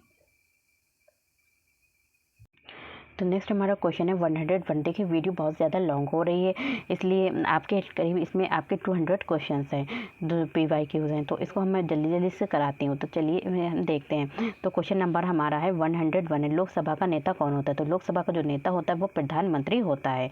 नेक्स्ट हमारा क्वेश्चन है, क्वेश्चन नंबर 102 है, लोकसभा के लिए चुनाव में निर्वाचित होने के लिए किसी व्यक्ति की न्यूनतम आयु सीमा क्या होती है? लोकसभा के चुनाव में तो उसकी जो आयु सीमा होती है वो कितनी होती है? 25 वर्ष होती है। नेक्स्ट क्वेश्चन है, देखते हैं, लोकसभा का सदस्य चुने जाने के लिए एक व्यक्ति को किस आयु से कम का नहीं होना चाहिए? तो किस आयु से कम का नहीं होना चाहिए? किससे? 25 वर्ष से कम का नहीं होना चाहिए। किससे? 25 वर्ष से कम का नहीं होना चाहिए। नेक्स्ट हमारा क्वेश्चन है, क्वेश्चन नंबर 104 है, यहाँ पे कह रहे हैं संसद सदस्य बनने हैं तो न्यूनतम उम्र क्या है? तो संसद का सदस्य बनने के लिए जो न्यूनतम उम्र है वो आपकी कितनी है? तो संसद का सदस्य बनने के लिए जो न्यूनतम उम्र दे रखी, तो संसद का सदस्य बनने के लिए देखिए इसमें दे रखा होगा कि संसद का सदस्य बनने के लिए जो न्यूनतम उम्र है 25 तथा राज्यसभा में निर्वाचित होने के लिए न्यूनतम आयु सीमा है। तो यहाँ पे कौन सा क्वेश्चन था? यहाँ पे जो क्वेश्चन था आपका, संसद सदस्य बनने की न्यूनतम आयु क्या है? तो न्यूनतम आयु क्या है? 25 वर्ष है। कितनी है? 25 वर्ष है। नेक्स्ट हमारा क्वेश्चन है, क्वेश्चन नंबर है यहाँ पे, लोकसभा चुनाव का कोई प्रत्याशी अपनी जमानत खो देता है। तो लोकसभा चुनाव का कोई प्रत्याशी अपनी जमानत खो देता है यदि उसे प्राप्त ना हो सके। क्या प्राप्त ना हो सके? अगर उसे प्राप्त क्या ना हो सके? वैध मतों का 1/3 ना प्राप्त हो सके, वैध मतों का 1/4 प्राप्त ना हो सके, वैध मतों का 1/4 प्राप्त ना हो सकते, उपयुक्त में से कोई नहीं। तो कह रहे हैं कि इसमें मुझे कहना है कि लोकसभा का चुनाव का प्रत्याशी अपनी जमानत खो देता है यदि उसे प्राप्त ना हो सके, उपयुक्त में से अगर उपयुक्त में से कोई भी प्राप्त नहीं हो सकता तो वो अपनी क्या खो देता है? जमानत खो देता है। नेक्स्ट हमारा क्वेश्चन है 106 है, लोकसभा में राज्यवार सीटों का आवंटन सन 1971 की जनगणना पर आधारित। तो ये निर्धारण किस वर्ष तक यथावत रहेगा? तो कितने वर्ष तक यथावत रहेगा? 2026 तक यथावत रहेगा। नेक्स्ट हमारा क्वेश्चन है, क्वेश्चन नंबर 107, वर्तमान लोकसभा में प्रत्येक राज्य के लिए स्थानों का आवंटन आधारित है। तो स्थानों का आवंटन जो आधारित है वो क्या है? 1971 की जनगणना पर आधारित है। नेक्स्ट हमारा क्वेश्चन है, निम्नलिखित भारतीय राज्यों में से किसकी राज्य विधानसभा में सदस्यों की संख्या अधिक है? तो किसके सदस्यों की संख्या अधिक है? हिमाचल प्रदेश के सदस्यों की संख्या अधिक है। नेक्स्ट हमारा क्वेश्चन है, क्वेश्चन नंबर है यहाँ पे 109 है, लोकसभा में आंग्ल भारतीय लोकसभा में कह रहे हैं कि यहाँ पे आंग्ल भारतीय समुदाय के सदस्य को मनोनीत करने की शक्ति किसके पास है? तो मनोनीत करने की शक्ति जो है वो किसके पास है? तो वो हमें भारत के राष्ट्रपति के पास है। नेक्स्ट हमारा क्वेश्चन है, क्वेश्चन नंबर 110 है, भारतीय संविधान के किस अनुच्छेद के अंतर्गत लोकसभा में अनुसूचित जातियों के आरक्षण का प्रावधान किया गया है? तो किसका प्रावधान किया गया है? तो किसका? अनुच्छेद 330 का क्या किया गया है? प्रावधान किया गया है। नेक्स्ट हमारा क्वेश्चन है, क्वेश्चन नंबर है यहाँ पे 111, लोकसभा को कार्यकाल पूरा होने के पहले भंग किया जा सकता है। तो लोकसभा को कार्यकाल पूरा होने से पहले भंग किया जा सकता है। तो कब भंग किया जा सकता है? यहाँ पे प्रधानमंत्री की सिफारिश पर राष्ट्रपति द्वारा भंग किया जा सकता है। नेक्स्ट हमारा क्वेश्चन है, क्वेश्चन नंबर 112 है, लोकसभा को उसके कार्यकाल की समाप्ति से पूर्व ही भंग किया जा सकता है। कब समाप्ति से पूर्व भंग किया जा सकता है? राष्ट्रपति द्वारा मंत्री परिषद की सलाह पर उसे क्या किया जा सकता है? भंग किया जा सकता है। नेक्स्ट हमारा क्वेश्चन है 113 है, लोकसभा के कम से कम कितने सत्र बुलाए जाते हैं? तो लोकसभा के कितने सत्र बुलाए जाते हैं कम से कम? तो क्या है? 2 वर्ष में 2 बार। तो लोकसभा के कम से कम कितने सत्र बुलाए जाते हैं? तो कितने सत्र होते हैं? वर्ष में लगभग 2 बार होते हैं सत्र। नेक्स्ट हमारा क्वेश्चन है, क्वेश्चन नंबर है 14 है, 100, कौन सा राज्य सबसे अधिक प्रतिनिधि लोकसभा में भेजता है? तो कौन सा राज्य भेजता है? तो कौन था? उत्तर प्रदेश। कौन सा हमारा राज्य है? उत्तर प्रदेश है। नेक्स्ट हमारा क्वेश्चन है, क्वेश्चन नंबर है 115 है, जहाँ तक लोकसभा में प्रतिनिधित्व का प्रश्न है तो कौन से राज्य दूसरे राज्य तथा तीसरे दर्जे पर हैं? तो कौन से राज्य दूसरे तथा तीसरे दर्जे पर हैं? तो बिहार तथा महाराष्ट्र। नेक्स्ट हमारा क्वेश्चन है, क्वेश्चन नंबर है 116, लोकसभा का पहला आम चुनाव कब हुआ था? तो लोकसभा का पहला आम चुनाव जो हुआ था वो कब हुआ था? आपका 1952 में हुआ था। कब हुआ था? 1952 में हुआ था। नेक्स्ट हमारा क्वेश्चन है 117 है, राज्यसभा में राज्यों को प्रतिनिधित्व निम्नांकित में से किस आधार पर दिया जाता है? तो किस आधार पर दिया जाता है? उनकी जनसंख्या के अनुपात के स्थान पर दिया जाता है। नेक्स्ट हमारा क्वेश्चन है 118। राज्यसभा के सदस्य चुने जाते हैं कि जो राज्यसभा के सदस्य चुने जाते हैं वो कैसे चुने जाते हैं? 6 वर्ष के लिए चुने जाते हैं। तो राज्यसभा के सदस्य कितने वर्ष के लिए चुने जाते हैं? 6 वर्ष के लिए चुने जाते हैं। नेक्स्ट हमारा क्वेश्चन है, क्वेश्चन नंबर है हमारा 119 है। राज्यसभा को स्थायी सदन कहते हैं क्योंकि राज्यसभा को क्या कहा जाता है? स्थायी सदन कहा जाता है। क्यों कहा जाता है? तो राज्यसभा को स्थायी सदन इसलिए कहा जाता है क्योंकि इसे विघटित नहीं किया जा सकता है। नेक्स्ट हमारा क्वेश्चन है, क्वेश्चन नंबर है 120 है। राज्यसभा को भंग करने का अधिकार किसे प्राप्त है? तो किसे प्राप्त होता है? राज्यसभा को भंग करने का अधिकार जो होता है वो किसे प्राप्त होता है? तो राज्यसभा एक स्थायी सदन है, अतः इसे भंग नहीं किया जा सकता। तो देखिए राज्यसभा एक स्थायी सदन है, इसे भंग नहीं किया, अतः विकल्पों में से कोई भी अधिकार किसी भी अधिकारी से इसे भंग नहीं किया जा सकता। तो उपयुक्त में से क्या होगा? आंसर आपका हो जाएगा डी, उपयुक्त में से कोई नहीं। नेक्स्ट हमारा क्वेश्चन है, क्वेश्चन नंबर 121 है। राष्ट्रपति द्वारा राज्यसभा में कितने व्यक्ति मनोनीत होते हैं? तो राष्ट्रपति द्वारा राज्यसभा में जो सदस्य मनोनीत होते हैं वो कितने होते हैं? हमारे 12 सदस्य मनोनीत होते हैं। नेक्स्ट हमारा क्वेश्चन है, क्वेश्चन नंबर 122 है। कहना है कि राज्यसभा के चेयरमैन है, तो राज्यसभा के जो चेयरमैन है वो कौन? तो राज्यसभा के जो चेयरमैन है वो कहें भारत के उपराष्ट्रपति राज्यसभा के क्या है? चेयरमैन है। नेक्स्ट हमारा क्वेश्चन है 123 है। लोकसभा के स्पीकर का निर्वाचन होता है, तो लोकसभा के स्पीकर का जो निर्वाचन होता है वो कहाँ होता है? तो लोकसभा के स्पीकर का जो निर्वाचन होता है लोकसभा के सभी सदस्यों द्वारा होता है। नेक्स्ट हमारा क्वेश्चन है, क्वेश्चन नंबर 124 है। तो लोकसभा के वर्तमान उपाध्यक्ष हैं, तो लोकसभा के जो वर्तमान उपाध्यक्ष हैं वो कौन है? इनमें से कोई नहीं। देखिए अब हम इसकी डिटेल पढ़ते हैं। तो 1999 में लोकसभा के उपाध्यक्ष कौन थे? PM सईद थे। कौन थे? PM सईद थे। तो लोकसभा के वर्तमान अध्यक्ष हैं। तो 1919 में कह रहे हैं कि लोकसभा के अध्यक्ष जो थे वो कौन थे? उपाध्यक्ष जो थे वो कौन थे? PM सईद थे। नेक्स्ट हमारा क्वेश्चन है, क्वेश्चन नंबर 125 है। संसद के 2 सत्रों के बीच अधिक से अधिक अंतराल होना चाहिए, तो कितने वर्ष का होना चाहिए? तो 6 महीने का होना चाहिए। कम से कम कितने वर्ष का होना चाहिए? 6 मंथ का होना चाहिए, 6 मंथ का। नेक्स्ट हमारा क्वेश्चन है 126 है। राजनीतिक शब्दावली में शून्यकाल का अर्थ है, तो राजनीतिक शब्दावली में कह रहे हैं कि शून्यकाल का जो अर्थ है वो क्या है? तो शून्यकाल का तो कह रहे हैं कि यहाँ पे देखिए इसकी डिटेल में हम पढ़ते हैं। तो क्या देखिए प्रश्नकाल और सभा पटल पर पत्र रखे जाने के तत्काल पश्चात तथा किसी सूचीबद्ध कार्य को सभा द्वारा शुरू करने से पहले के समय का लोकप्रिय नाम शून्यकाल है। तो शून्यकाल किसे कहते हैं? तो कह रहे हैं कि प्रश्नकाल और राज्य सभा पटल पत्र रखे जाने के तत्काल पश्चात तथा किसी सूचीबद्ध कार्य को सभा द्वारा शुरू करने के पहले के समय को लोकप्रिय नाम शून्यकाल है, क्योंकि ये मध्याह्न 12 बजे शुरू होता है। तो शून्यकाल 12 बजे शुरू होता है। इस अवधि को विशिष्ट भाषा में शून्यकाल कहते हैं। तो इसमें से जो आपका आंसर होगा कोई भी इसमें से आपका आंसर नहीं है। नेक्स्ट हमारा क्वेश्चन है, क्वेश्चन नंबर है हमारा 127 है। भारतीय प्रशासन में विभाजन प्रणाली किसे कहते हैं? तो शून्यकाल आपको समझ में आ गया। अब यहाँ पे कह रहे हैं कि भारतीय प्रशासन विभाजन प्रणाली किससे संबंधित है? भारतीय प्रशासन में जो विभाजन प्रणाली है वो किससे संबंधित है? तो विभाजन प्रणाली जो संबंधित है वो हमारी नीतिकर्ता क्रियान्वयन से संबंधित है।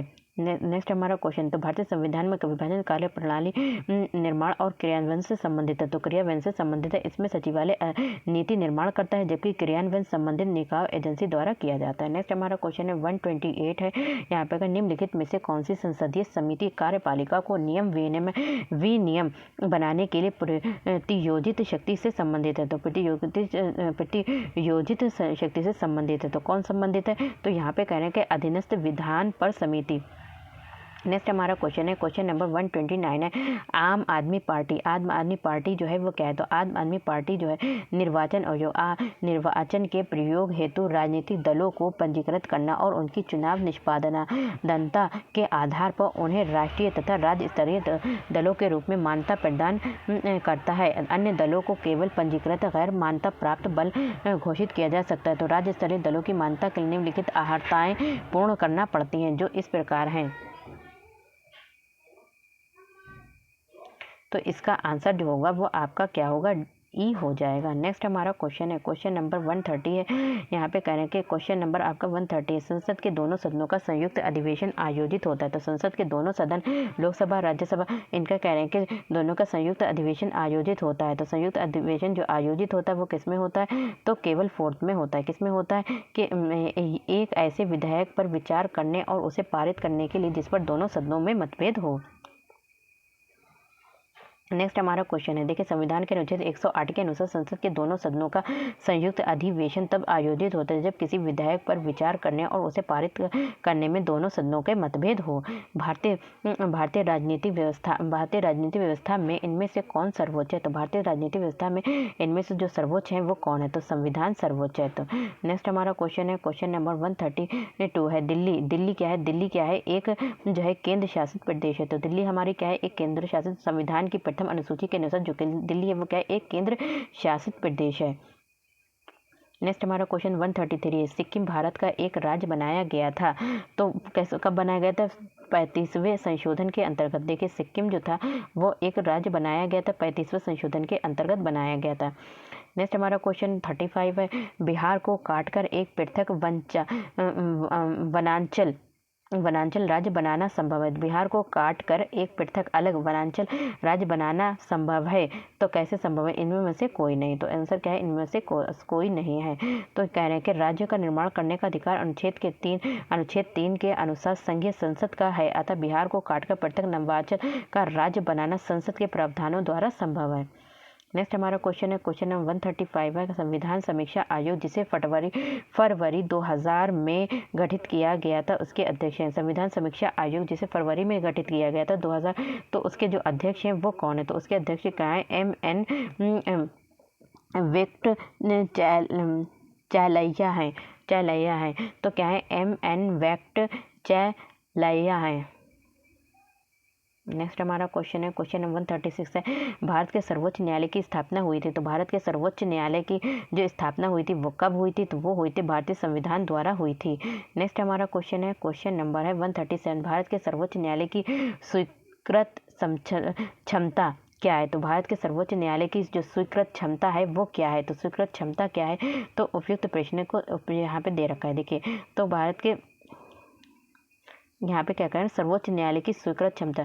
देखिए अनुच्छेद 124 में न्यायाधीशों की संख्या का उल्लेख है। तो अनुच्छेद जो है हमारा जो संविधान का अनुच्छेद 124 है उसमें किसकी संख्या का उल्लेख किया गया? न्यायाधीशों यानी कि जजों की संख्या का क्या किया गया? उल्लेख किया गया। जब संविधान प्रारंभ हुआ तब उच्चतम न्यायालय में न्यायाधीशों की संख्या मुख्य न्यायमूर्ति के अतिरिक्त 7 थी। कितनी थी? 7 थी। संसद ने उच्चतम न्यायालय न्यायाधीश की संख्या 1956 में अधिकतम करके इस संख्या को 10 कर दिया था। 1960 में बढ़कर ये 13 हो गए, 1977 में 17 और 1986 में 25 तथा 2008 में 30 तथा 2019 में 33 कर दिया गया है।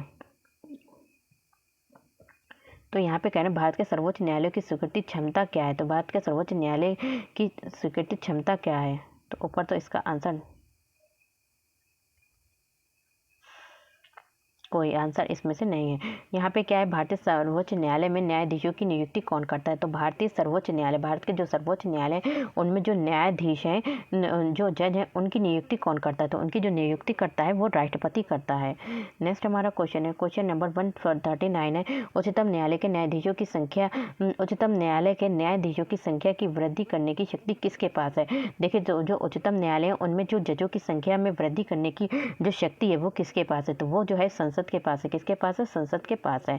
नेक्स्ट हमारा क्वेश्चन है, क्वेश्चन नंबर 140 है, सर्वोच्च न्यायालय के न्यायाधीशों की सेवानिवृत्ति की उम्र क्या है? सर्वोच्च न्यायालय के न्यायाधीश जो सर्वोच्च न्यायालय है उनमें जो जजों की सेवानिवृत्ति है उनकी उम्र क्या है? तो उनकी जो उम्र है वो कितनी दे रखी है? तो उनकी जो उम्र है वो कितनी दे रखी है?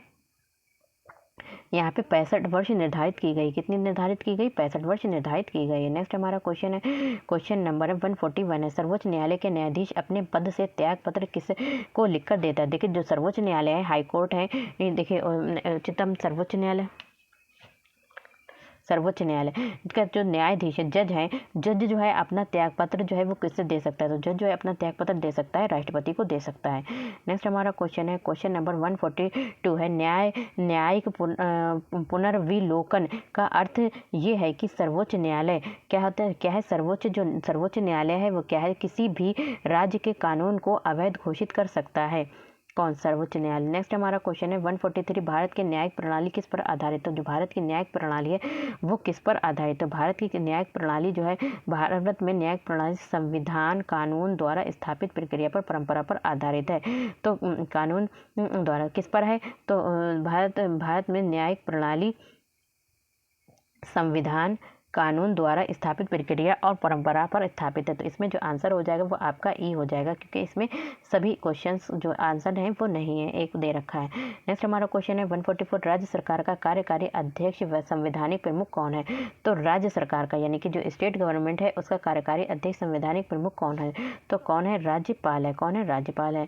नेक्स्ट हमारा क्वेश्चन है क्वेश्चन नंबर 145 है, किसी राज्य का राज्यपाल नियुक्त किया जाता है। तो किसी राज्य यानी कि स्टेट का राज्यपाल जो नियुक्त किया जाता है वो किसके द्वारा किया जाता है? तो वो जो नियुक्त किया जाता है राष्ट्रपति द्वारा। किसी राज्य के राज्यपाल की नियुक्ति राष्ट्रपति की मोहर लगे अज्ञात पत्र के माध्यम से की जाती है। तो किसके द्वारा? किसी राज्य के राज्यपाल की नियुक्ति, देखिए स्टेट के राज्यपाल की जो नियुक्ति करता है वो कौन करता है? राष्ट्रपति के द्वारा होती है। नेक्स्ट हमारा क्वेश्चन है क्वेश्चन नंबर है 146 है, भारतीय संविधान के अनुसार राज्यों की विधायिका में सम्मिलित है। तो भारतीय संविधान के अनुसार राज्यों की विधायिका में क्या क्या सम्मिलित है? तो राज्यों की विधायिका में जो सम्मिलित है वो हमारा जो है वो क्या है? तो राज्यपाल राज्यों की विधायिका में सम्मिलित है। राज्यपाल विधानसभा एवं विधान परिषद जहाँ इसका अस्तित्व, तो ये सभी क्या है? शामिल है। नेक्स्ट हमारा क्वेश्चन है क्वेश्चन देखिए, तो अनुच्छेद 168 के अनुसार राज्यों की विधायिका में जो राज्य है स्टेट की जो विधायिका है उसमें क्या क्या शामिल? राज्यपाल है, विधानसभा, विधान परिषद जहां इसका अस्तित्व है। नेक्स्ट हमारा क्वेश्चन है क्वेश्चन नंबर 147 है, उत्तर प्रदेश के राज्यपाल ने विधानसभा के सत्र के आयोजन के लिए इसके अध्यक्ष को निर्देश किया। ऐसा करने में वे उन अधिकारों का उपयोग कर रहे थे जो उनके बाद में निहित हैं। तो कौन सा है अनुच्छेद? तो यहाँ पे अनुच्छेद कौन सा है? तो यहाँ पे अनुच्छेद 175 सेकंड द्वारा। नेक्स्ट हमारा क्वेश्चन है क्वेश्चन नंबर 148 है, भारत में राज्य विधान पालिकाओं का उच्च सदन कौन होता है? भारत में राज्य विधान पालिकाओं का जो उच्च सदन होता है वो कौन होता है? तो उच्च सदन कौन होता है? विधान पालिका परिषद होता है। नेक्स्ट हमारा क्वेश्चन है क्वेश्चन नंबर 149 है, राज्य विधान परिषद के सदस्य निम्नलिखित में से किस श्रेणी से नहीं चुने जाते हैं? कहने के राज्य विधान परिषद के सदस्य, कौन से विधान परिषद? राज्य विधान परिषद के जो सदस्य हैं वो किस श्रेणी से नहीं चुने जाते हैं? तो कौन सी श्रेणी से नहीं चुने जाते हैं? तो उद्योगपति श्रेणी से नहीं चुने जाते हैं राज्य विधान परिषद के सदस्य। नेक्स्ट हमारा क्वेश्चन है क्वेश्चन नंबर 150 है, किसी राज्य में विधान परिषद की संरचना अथवा विघटन किया जा सकता है। तो किसी राज्य में विधान परिषद की संरचना एवं विघटन किया जा सकता है। तो किसके द्वारा किया जा सकता है? केंद्रीय संसद द्वारा किया जा सकता है। नेक्स्ट हमारा क्वेश्चन है क्वेश्चन नंबर 151 है, निम्नलिखित राज्यों में से कहाँ विधान परिषद है? तो निम्नलिखित राज्यों में से कहाँ जो है विधान परिषद कहाँ है? तो निम्नलिखित राज्यों में से जो विधान परिषद है वो हमारा कहाँ है? तो केवल बिहार में। विधान परिषद कहाँ है? बिहार में है। नेक्स्ट हमारा क्वेश्चन है 152 है, भारतीय संविधान के निम्नलिखित अनुच्छेदों में से कौन राज्य की विधानसभाओं के निर्वाचित प्रावधान का प्रस्तुत करता है? तो कौन करता है? तो यहाँ पे अनुच्छेद 170 के द्वारा प्रस्तुत करता है। नेक्स्ट हमारा क्वेश्चन है क्वेश्चन 153, यदि किसी राज्य की विधानसभा का अध्यक्ष यानी कि अध्यक्ष जो होता है विधानसभा का, जिसे बोलते हैं स्पीकर, पद त्यागना चाहे तो वो उसे अपना त्याग पत्र दे सकता है। कह रहे हैं कि जो राज्य का विधानसभा का अध्यक्ष है अगर वो अपने जो है अपनी जॉब जो है नहीं करना चाहता है तो वो किसे पत्र दे सकता है? तो वो किसे दे सकता है? उपाध्यक्ष को पत्र दे सकता है, त्याग पत्र। नेक्स्ट हमारा क्वेश्चन है 54 है 100, किस उच्च न्यायालय से ने ये फैसला दिया है कि एक ही बार 3 बार तलाक कहने से तलाक होना गैर कानूनी है? तो ये किसने कहा था? इलाहाबाद उच्च न्यायालय ने कहा था। किसने कहा था? इलाहाबाद उच्च न्यायालय ने कहा था। नेक्स्ट हमारा क्वेश्चन है 155, निम्नलिखित उच्च न्यायालयों में से कौन से एक से अधिक राज्य केंद्र शासित प्रदेश के लिए हैं? तो कौन से एक केंद्र शासित प्रदेश के लिए? तो कौन से हैं? यहाँ पे कह रहे हैं कि सी है गुवाहाटी और डी है आपका मुंबई, दोनों ही सही हैं। नेक्स्ट हमारा क्वेश्चन है क्वेश्चन नंबर हमारा है 156 है, बाबरी मस्जिद राम जन्मभूमि का विवाद जो इलाहाबाद उच्च न्यायालय के समक्ष का प्रकार है, तो किसका प्रकार है? तो समक्ष का है तो ये जो प्रकार है वो कैसा है? तो ये हमारा क्या है? सौतवाधिकार मुकदमा। तो यहाँ पे ये जो सौतवाधिकार मुकदमा कहा जाएगा इसे। तो किस प्रकार का? सौअधिकार मुकदमा कहा जाएगा। देखिए बाबरी मस्जिद जन्मभूमि का विवाद इलाहाबाद उच्च न्यायालय के समक्ष सौतवाधिकार मुकदमे के रूप में प्रस्तुत किया गया है, जिसमें 2 समुदायों ने बाबरी मस्जिद राम जन्मभूमि की जमीन व संपत्ति पर अपने अपने दावे पेश किए हैं। तो इस तरीके का। नेक्स्ट हमारा क्वेश्चन है 157, भारत के संविधान का कौन सा अनुच्छेद भारतीय निर्वाचन आयोग की स्थापना से संबंधित है? तो कौन सा अनुच्छेद जो है भारतीय निर्वाचन आयोग की संभावना से संबंधित है, कौन है? तो अनुच्छेद 324। तो भारत के संविधान का कौन सा अनुच्छेद भारतीय निर्वाचन आयोग की स्थापना से संबंधित है? तो भारतीय निर्वाचन आयोग की स्थापना से जो संबंधित है अनुच्छेद, तो वो हमारा कौन सा है? 324 है। नेक्स्ट हमारा क्वेश्चन है, क्वेश्चन नंबर है 158 है, भारतीय संविधान का कौन सा अनुच्छेद भारतीय प्रावधानों के संघीय संसद राज्य विधान पालिकाओं द्वारा बनाए गए नियमों कानूनों पर प्राथमिकता प्रदान करता है? तो कौन करता है यहाँ पे? 13।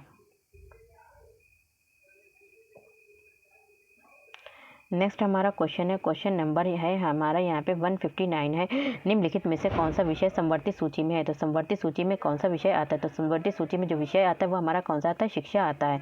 नेक्स्ट हमारा क्वेश्चन है, क्वेश्चन नंबर 116, निम्नलिखित में से किस अनुच्छेद के अंतर्गत वित्त आयोग का गठन का प्रावधान किया गया था? तो वित्त आयोग का गठन का जो प्रावधान किया गया था वो हमारा किस अनुच्छेद के अंतर्गत किया गया था? तो किस अनुच्छेद के अंतर्गत किया गया था? अनुच्छेद 280 के अंतर्गत किया गया था। नेक्स्ट हमारा क्वेश्चन है, क्वेश्चन नंबर 161 है, कह रहे हैं कि भारत में संघीय वित्त आयोग का संबंध रखता है? तो भारत में संघीय वित्त आयोग का संबंध रखता है, तो कौन रखता है? संघीय वित्त आयोग का जो संबंध रखता है वो कौन रखता है? राज्य एवं केंद्रों के बीच वित्त से संबंध रखता है। कौन? संघीय वित्त आयोग संबंध रखता है। नेक्स्ट हमारा क्वेश्चन 162 है, योजना आयोग की स्थापना कब हुई थी? तो योजना आयोग की जो स्थापना हुई थी वो कब हुई थी? 15 मार्च 1950 को योजना आयोग की क्या हुई थी? स्थापना हुई थी। नेक्स्ट हमारा क्वेश्चन है, क्वेश्चन नंबर 163 है, उस राजनीतिक दल का नाम बताइए जो मिली जुली केंद्रीय सरकार का हिस्सा नहीं है लेकिन जिसका सदस्य 13वीं लोकसभा का स्पीकर माना गया है? तो वो कौन सी जो थी, कौन सी कह रहे हैं कि मिली जुली केंद्रीय सरकार का हिस्सा है? तो उस राजनीतिक दल का नाम बताना। तो वो कौन सा राजनीतिक दल था? तो वो जो राजनीतिक दल था वो तेलुगु देशम पार्टी था। नेक्स्ट हमारा क्वेश्चन है, क्वेश्चन नंबर 164 है, भारत के विभिन्न राजनीतिक दलों को राष्ट्रीय या फिर क्षेत्रीय दल का दर्जा देने का अधिकार किसको है? तो किसको है अधिकार? तो चुनाव आयोग को है। नेक्स्ट हमारा क्वेश्चन है, क्वेश्चन नंबर 165 है, भारत के राजनीतिक दलों के संबंध में निम्नलिखित कथनों पर विचार कीजिए। भारत के राजनीतिक दलों पर विचार कीजिए। तो इसमें जो विचार करना है तो वो किस पर करना है? तो चारों ही विचार सही है। क्या है? इसमें से कौन सा सही है? तो कह रहे हैं कि जनप्रतिनिधित्व अधिनियम 1951 राजनीतिक दलों के पंजीकरण का प्रावधान करता है। नेक्स्ट हमारा क्या है? राजनीतिक दलों का पंजीकरण निर्वाचन आयोग करता है। तीसरा हमारा का राष्ट्रीय स्तर का राजनीतिक दल वो है जिसमें 4 या फिर अधिक राज्यों में मान्यता प्राप्त है। और फोर्थ आपका कौन सा है? कि कह रहे हैं कि 1999 के आम चुनाव में निर्वाचन आयोग द्वारा मान्यता प्राप्त 6 राष्ट्रीय और 48 राज्य स्तरीय धूल थे। तो ये कहते हैं फर्स्ट, सेकंड, थर्ड, फोर्थ, ये चारों ही सही है आपके। नेक्स्ट हमारा क्वेश्चन है, क्वेश्चन नंबर है 166 है, निम्न में से किस वर्ष सरकारिया आयोग जिसे केंद्र राज्य संबंधों में परिवर्तन की संस्तुति का अधिकार दिया गया था ने अपना प्रतिवेदन जमा किया था? तो कब जमा किया था? तो 1987 में जमा किया था। नेक्स्ट हमारा क्वेश्चन है, क्वेश्चन नंबर है हमारा 167, पंचायत के चुनाव करने हेतु निर्णय किसके द्वारा लिया जाता है? तो पंचायत का जो चुनाव होता है कराने के हेतु निर्णय जो है वो किसके द्वारा लिया जाता है? तो किसके द्वारा लिया जाता है? राज्य सरकार यानी कि जो स्टेट गवर्नमेंट के द्वारा लिया जाता है। नेक्स्ट हमारा क्वेश्चन है, क्वेश्चन नंबर 168 है, पंचायती राज विषय। तो पंचायती राज विषय क्या है? कौन सा है? राज्य की सूची पर विषय है पंचायती राज विषय। नेक्स्ट हमारा क्वेश्चन 169 है, पंचायती राज संस्थाओं को 29 कार्यों की सूची किस अनुच्छेद के तहत दी गई है? तो किस अनुच्छेद के तहत दी गई?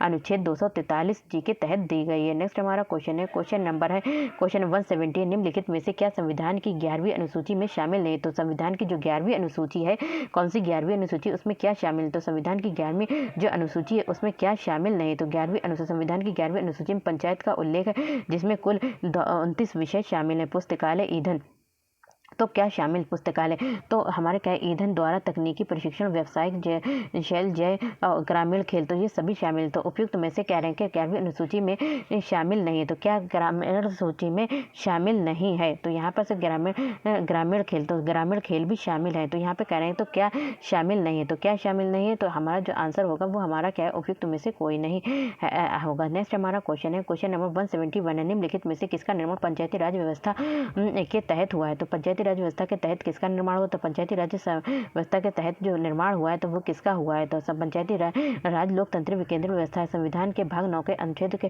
333 और पंचायत से संबंधित प्रावधानों का उल्लेख है। तो किसमें? ग्राम पंचायत। जब पंचायत से संबंधित प्रावधानों को उल्लेख, वर्ष 1997 में राज मेहता समिति द्वारा प्रस्तुत रिपोर्ट में लोकतांत्रिक विकेंद्रीकरण की योजना प्रस्तुत की गई, जिसमें त्रिस्तरीय पंचायती राज पद्धति की सिफारिश की गई है। तो अभिष्ट उत्तर विकल्प जो होगा वो कौन सा होगा? हमारा सी होगा। कौन सा? ग्राम पंचायत होगा। कौन सा होगा? ग्राम पंचायत होगा। नेक्स्ट हमारा क्वेश्चन है, क्वेश्चन नंबर 172 है। यहाँ पे कह रहे हैं कि भारतीय संविधान के निम्नलिखित अनुच्छेदों में से कौन सा अनुच्छेद राज्य की सरकारों को ग्राम पंचायतों को संगठित करने का निर्देश देता है? तो कौन देता है? यहाँ पे जो संगठित करने का निर्देश देता है वो कौन देता है? अनुच्छेद 40 देता है। कौन देता है? अनुच्छेद 40 देता है। नेक्स्ट हमारा क्वेश्चन है, क्वेश्चन नंबर है 173 है। निम्न में से कौन सा अनुच्छेद पंचायत के गठन के लिए राज्य सरकारों को निर्देशित करता है? तो कौन करता है यहाँ पर? ये जो करता है अनुच्छेद 40 करता है।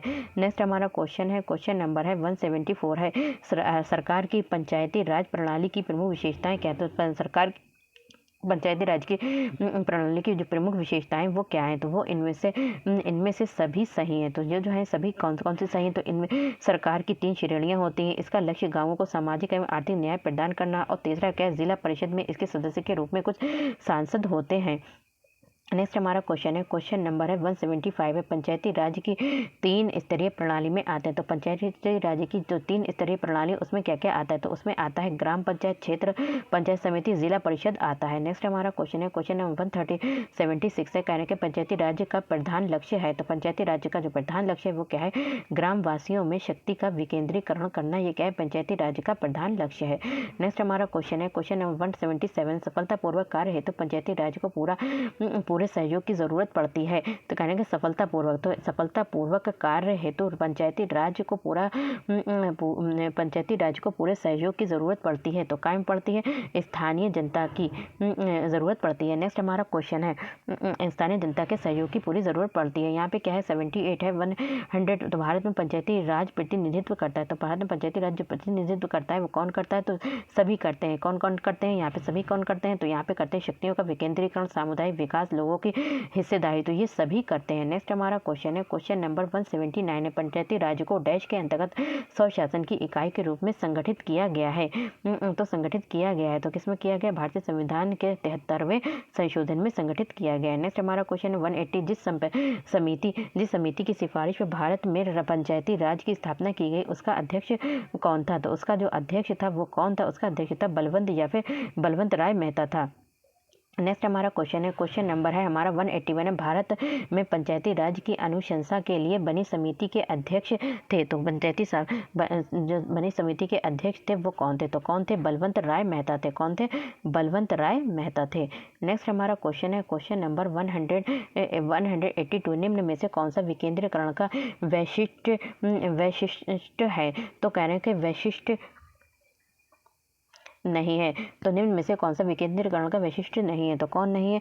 यहाँ पे स्थानीय समुदायों में आत्मविश्वास को नहीं जगाना। नेक्स्ट हमारा क्वेश्चन है, क्वेश्चन नंबर है हमारा 83 100। भारत में पंचायती राज व्यवस्था सर्वप्रथम राजस्थान और डैश में प्रारंभ की गई। तो भारत में जो पंचायती राज व्यवस्था थी वो सबसे पहले राजस्थान में और कहाँ प्रारंभ की गई थी? तो कहाँ प्रारंभ की थी? राजस्थान और आंध्र प्रदेश में प्रारंभ की गई थी। नेक्स्ट हमारा क्वेश्चन है 184 है। पंचायती राज सर्वप्रथम परिवर्तित किया गया। तो पंचायती राज सर्वप्रथम जो परिवर्तित किया गया था वो कहाँ परिवर्तित किया गया था? राजस्थान में परिवर्तित किया गया था। नेक्स्ट हमारा क्वेश्चन है 85 निम्नलिखित में से किस कमेटी आयोग ने न्याय पंचायत बनाने की सिफारिश की थी? तो किसने न्याय पंचायत बनाने की सिफारिश की थी? तो किसने की थी? यहाँ पे अशोक मेहता कमेटी ने। किसने की थी? अशोक मेहता कमेटी ने जो थी क्या किया था?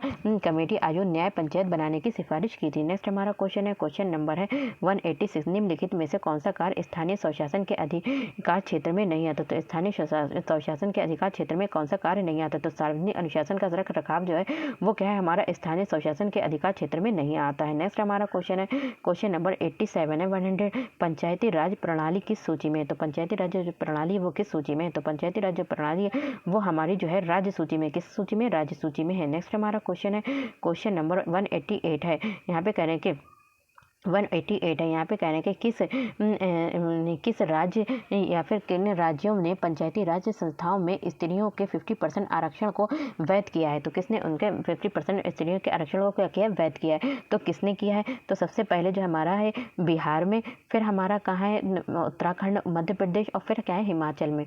नेक्स्ट हमारा क्वेश्चन है, क्वेश्चन नंबर है हमारा तो हमारा जो आंसर होगा वो कौन सा होगा, डी होगा। कौन सा होगा आंसर हमारा, D, first second third fourth. Next हमारा क्वेश्चन है, क्वेश्चन नंबर है हमारा 189, किन राज्य सरकारों ने 2010 तक स्थानीय निकायों में महिलाओं का आरक्षण 50% कर दिया है। तो किसने, किन राज्यों ने, यानी कि किन स्टेट्स ने किया है। तो किन स्टेट ने किया है, यहाँ पे बिहार, मध्य प्रदेश और हिमाचल प्रदेश ने जो है क्या किया है, स्थानीय निकायों में महिलाओं का जो आरक्षण क्या है कि कितने परसेंट, 50% कर दिया है। नेक्स्ट हमारा क्वेश्चन है, क्वेश्चन नंबर 190 है 73वें संविधान संशोधन कानून की वैधानिक शुरुआत किस संविधान संशोधन बिल से हुई थी, किससे हुई थी,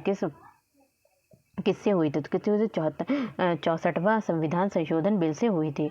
नेक्स्ट हमारा क्वेश्चन है, क्वेश्चन नंबर है 191 है, किस संवैधानिक संशोधन के द्वारा पंचायती राज संस्थाओं को संवैधानिक स्तर प्राप्त हुआ। तो किस संवैधानिक संशोधन द्वारा, संविधान में कौन सा संशोधन किया गया था, जब जो था पंचायती राज संस्थाओं को क्या था, संवैधानिक स्तर प्राप्त हुआ था। कौन सा था, 73वां संशोधन था। कौन सा था हमारा, 73वां संशोधन था।